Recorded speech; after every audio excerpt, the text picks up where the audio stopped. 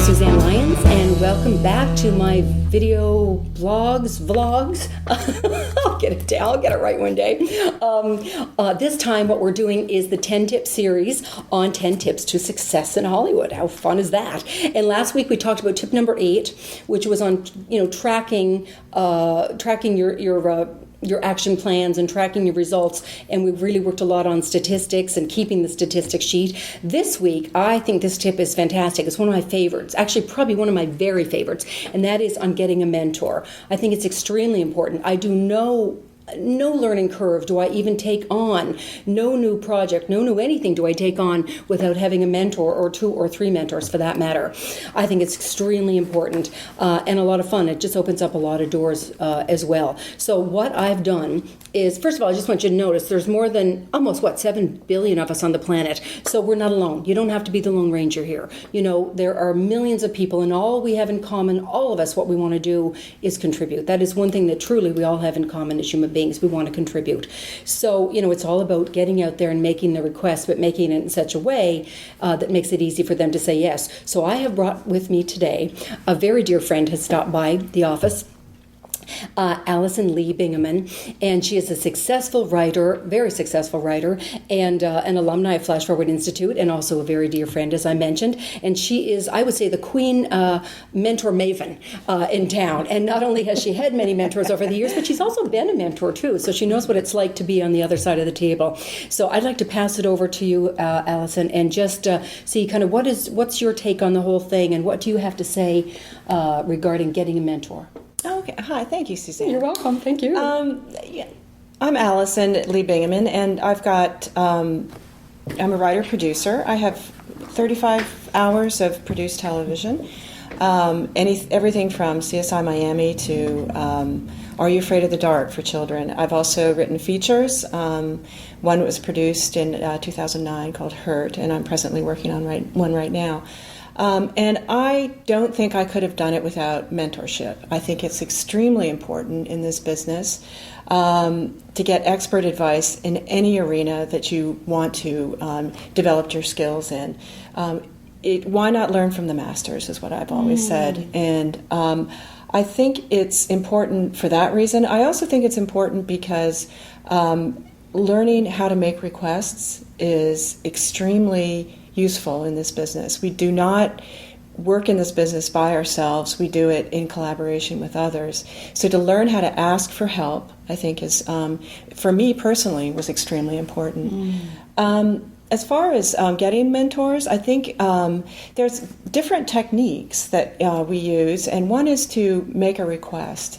If you're entering into a new arena, for example, I started out my career working mostly in cable and syndication on action-adventure shows, and I wanted to make that transition into network television. And I thought, well, how can I best do this? And I thought, well, learn from the masters and get some expert advice from women in particular who were working in one-hour TV on network television. And I began making requests from them about how to make that transition. And I'll give you more details about that later. Sure. But first of all, I want to say, be very upfront when you make that request to these people. You target them, and then we use the technique of sending letters, of requesting mentorship. And be very upfront with what you're asking for, and be very specific about what it is that you need from them. And be considerate of their time, and also I think you do the work up front and have them look at it and say, okay, yes, I think this is a good piece of work to submit or something like that. So I think it's very important that you be very upfront, you be very respectful of their time, and also acknowledge them when they have helped you and come forward. So I think that's is what I would advise you to do as far as getting mentors. And there's different ways that you can use it too. With the women that I wanted to learn from in network television, what I did was set up a dinner party, and I invited them all to dinner, and I am a member of the Writers Guild of America, and so we have a magazine called Written By. And so I called the editor and I said, and this was about, 8 years ago, and she said, I asked the editor if I could write an article about it, about having this dinner party and inviting these women for dinner. Wow.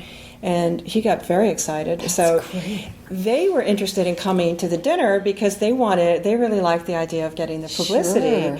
And That's smart. the magazine was very interested in publishing the article because it gave information about what it's like for women to run shows. And pretty much what had been a number of years. It's changing, thank goodness. Had been very much a man's world, and so we all came together, and I taped the dinner and edited the transcript, and I published it as an article. Wow. And it was a wonderful way of creating relationships. And I actually did make that breakthrough into network TV. And one of the first women I interviewed hired me to write for CSI Miami. So. It was very, very successful enterprise. Oh, that's fantastic. So you're a big fan of getting mentors. Yes, I believe in it very, very strongly. Yeah. I mean, I think Spielberg probably has a mentor, for God's sakes. I mean, it's like, everybody needs that extra little support every now and then, Especially in arenas where you're entering in for the first time. Yeah. So if you're a writer and you want to go into directing, find some director friends that you can learn from. Yeah.